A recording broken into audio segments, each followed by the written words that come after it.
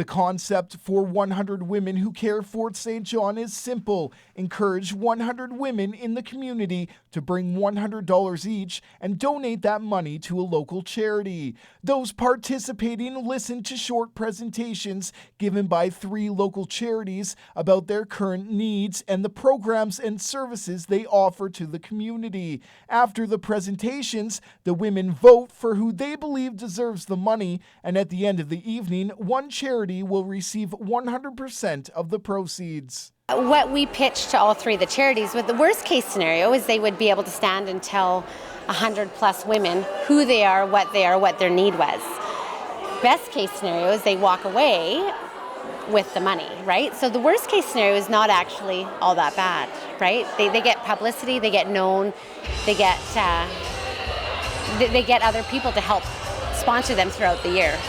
The Fort St. John Women's Resource Society spoke first about their fundraising efforts for a new healing space program, which will provide a safe space for self-healing groups like men's support groups and women's trauma groups. Next, the North Peace Ride for the Disabled spoke about their therapeutic horseback riding programs for people with a wide range of disabilities. And finally, the New Day in the Peace Ministries spoke about their efforts to expand their facility, which offers help to women struggling with addiction and destructive behaviors.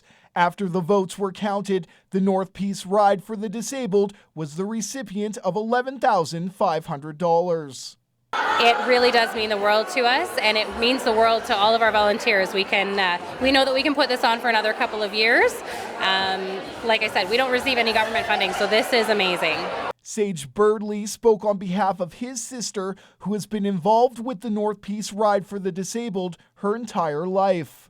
And one of her therapists advised working with horses was a really strong way to get some of that therapy, to encourage core strength, and then also the motion of the horse helps mimic some of that walking. She's got to keep herself up, she's got to hold on to the reins. The physical therapy is huge, but beyond that, I think it's the community Tally's built at the ride. She has lifelong friends, she has lifelong mentors who are there to encourage her. She has such an incredibly contagious smile, and I think it's on the brightest show it could possibly be at the ride every week. The happiest place in Fort St. John is Wednesday night at the Light Horses Arena when all of our riders come out to ride. Honest to God, there's not a care in the world, and I check my bags at the door. I forget everything that is going wrong, and that is really where my heart is. And it doesn't matter what's going on the rest of your day.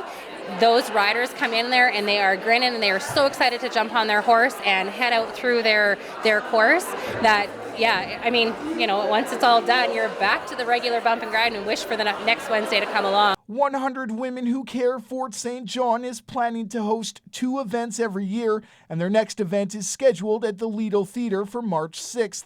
Brendan Miller, CJDC-TV News, Fort St. John.